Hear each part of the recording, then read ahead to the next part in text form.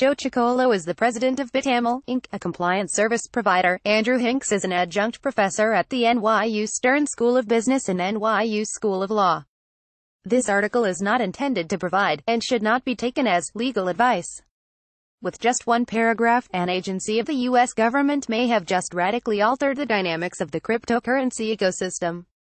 The Office of Foreign Asset Control, OFAC, announced on March 19 that it was considering including digital currency addresses associated with its list of persons and entities with whom U.S. persons and businesses are forbidden to transact business. In a new section of its website, labeled Questions about Virtual Currency, OFAC noted that it may add digital currency addresses to the SDN list to alert the public of specific digital currency identifiers associated with a blocked person. The list of specially designated nationals, SDNs, includes individuals and entities associated with sanctioned governments, terrorism, trafficking in weapons of mass destruction, and illegal drug trafficking. This list includes varying types of records, including in some cases only names, but in other cases names, addresses, aliases, etc. Financial institutions would be required to screen any virtual currency address provided for a transaction against a list to be provided by OFAC, and to either report, deny service to, or block transactions involving any listed addresses. The agency's FAQ also encourages reporting of addresses associated with listed individuals, which suggests that they intend to supplement the SDN list on an ongoing basis. This brings up innumerable questions, a few of which we tackle below. Who decides what addresses are added to the SDN list? OFAC is operated by the Department of Treasury, which currently maintains and updates the SDN list. It appears that the existing SDN list will be updated to include addresses associated with individuals and entities already listed by OFAC, and that OFAC is encouraging others to provide additional data to associate addresses with listed individuals and entities. What if a digital currency address is wrongfully associated with a blacklisted individual? There is an appeal process available. By appealing, you necessarily divulge your identity and contact information to OFAC, which will likely investigate your connection to the listed individual. If you appeal, expect a long conversation with the regulator, and expect to provide evidence that you are not involved in whatever illicit activity is associated with that listed person or entity. Taint by association. What happens if you receive a transaction from a listed digital currency address? It is possible that the received coins would then be tainted as being linked back to a listed individual or entity, and that your identity and digital currency address may then be added to the OFAC list. It is unclear as to whether OFAC intends to add new addresses that send or receive coins to or from listed public key addresses, but it is clear that any transaction with an illicit actor who is listed on the SDN list is prohibited and can result in penalties. If OFAC uses blockchain tracing software to identify the counterparty to transactions with listed digital currency addresses, it may add the addresses of those counterparties to the SDN list. This could quickly multiply the number of addresses on the SDN list and would likely include addresses for individuals and entities that are not currently there. This may also kick off a cat-and-mouse game between OFAC and illicit actors. Can OFAC update its list as fast as illicit actors can move their funds to new digital currency addresses? Suppose that OFAC wants to add to its SDN list any new addresses that interact with listed addresses. Does that mean that if a listed public address sends a transaction to someone else and receives change, both the recipient address and change address could be added to the OFAC list? Probably, although it is unclear as to how much of its resources the Department of Treasury intends to devote to reading the blockchain and updating the SDN list. Arguably, it would require full-time staffing or dedicated software to track this, and the list of barred addresses would grow extremely quickly. We will quickly know what OFAC intends to do, as it regularly updates its SDN list with new data, and rapid-fire updates to add new addresses will be obvious. What if a digital currency address listed is an address used by a third-party custody provider, i.e., a multi-sig wallet provider or a custodial exchange? It is unclear, but the addition of a multi-sig wallet provider's digital currency address to the SDN list could affect all users of that custody provider's service who transfer their funds to that service provider. Customers of that multi-sig wallet may find that their funds may be blocked, and thus not able to be transacted through any financial institution. Remember, business transactions with listed individuals and entities are prohibited. Aren't digital currency addresses typically single-use? If so, does this matter? In some cases, if a crypto system user observes perfect hygiene, yes. But most crypto users trade security for convenience. How likely is it that a transaction is reported? A transaction should be reported if it passes through or is disclosed to an entity that has an obligation to check for OFAC compliance, which does not typically include retailers or non-financial entities. This means that de minimis transactions will probably fall through the cracks, but large ones will be caught.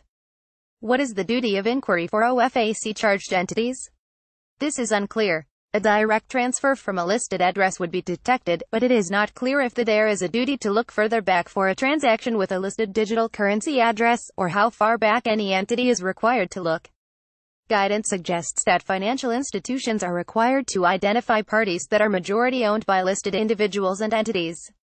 However, identification of the current user of any given digital currency address may be difficult. If OFAC adds to the SDN list digital currency addresses of transferees from listed addresses and I receive a transaction from a listed digital currency address, are all of my assets associated with that digital currency address now tainted? What about my other unspent transaction outputs, UTXOs, that did not come from a listed digital currency address? Under this hypothetical, it looks like it, unless OFAC distinguishes between UTXOs based upon sending address, which is unlikely. Unlike cash deposits in a depository account, receiving a crypto UTXO does not commingle assets. Each one can be separated even when it resides in a wallet. So, while a distinction can be made, it is unclear how a regulator would approach this argument. Again, it depends on the amount of resources that OFAC devotes to this project, and what software they use. If OFAC is tracking transactions from listed addresses to other addresses and intends to add addresses of transferees, wouldn't that mean that OFAC would have a list of addresses it wants to bar, but not necessarily have the identity of the persons who use that address? Probably. In a sense, it is always difficult to entirely map identity to a specific address, as the assets associated with a public key address can be used by anyone with a private key for that public key address, and ownership can change without any information about that ownership change being reflected on the system. Mapping between user and public key address may be more ephemeral than regulators expect, which may frustrate the exercise. Nodes, miners and Lightning are node operators or miners required to screen out transactions from blacklisted addresses? Maybe, we know, total cop-out. Node operators arguably may not have any obligation, but miners may have a compliance obligation, which would radically change mining and confirmation of new transactions. Mining pools may need to kick out any listed addresses participating in their mining pools for fear of pool-wide conspiracy or liability for aiding and abetting. Miners may be obligated to not confirm, or to block, transactions involving listed addresses, which runs counter to mining itself. This would be an example of policy and law directly intersecting with code and governance of these systems, and would bring up lots of fun issues that law professors love to put in final exams. How does this affect the Lightning Network? If Lightning Network is deemed to be a money transmitter, Lightning Network node operators may have to comply and either refuse or block transactions involving listed addresses. Does this affect coin fungibility? Kiss fungibility goodbye. Expect a premium on freshly minted coins, or traced clean coins on the market provided they come from a clean miner. This may cause a bifurcation in price between what was otherwise a functionally clean asset and dirty coin that has passed through a listed address. We may even see a trifurcation, as gray, tumbled or mixed coins reside somewhere in the middle. What about tumblers and mixers? Tumblers would likely produce gray tokens that would not be initially blacklisted, but ultimately would be tagged as tumbled and blacklisted once the regulators get the software tools, resources, and staffing to allow this level of detailed analysis and implementation. Transactions using tumbled or mixed coins will probably be reported on suspicious activity reports, anyway. Will coins be permanently marked if they are transacted to or from a listed address? Nobody knows at this point. What about exchanges? Exchanges would undoubtedly be required to comply, which would shut off liquidity in the US for blacklisted addresses. However, this may hasten the shift of trading volume to decentralized exchanges or overseas exchanges, whose participants would risk listing or trading at pain of enforcement by the US. What about privacy-enabled coins like Zcash or Monero? Expect an uptick in support, development, and usage of these tokens, and an uptick in their usage in their privacy-enabled mode. What to do now? How do I make sure my coins are clean? There will likely be tools developed to determine the state of a given UTXO and vendors that provide OFAC-compliant coin services. Could this backfire? What's the doomsday scenario? Sure. Operators of listed digital currency addresses could spray satoshis at any address they can find and essentially take the entire blockchain. After listing addresses and implementing appropriate tracking software, OFAC may find that all addresses are 2 or 3 transactions away from a listed address, and the tool becomes essentially worthless.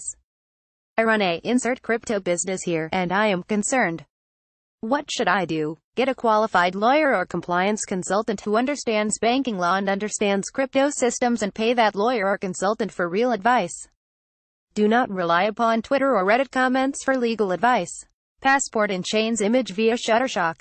The leader in blockchain news, CoinDesk is a media outlet that strives for the highest journalistic standards and abides by a strict set of editorial policies. CoinDesk is an independent operating subsidiary of Digital Currency Group, which invests in cryptocurrencies and blockchain startups.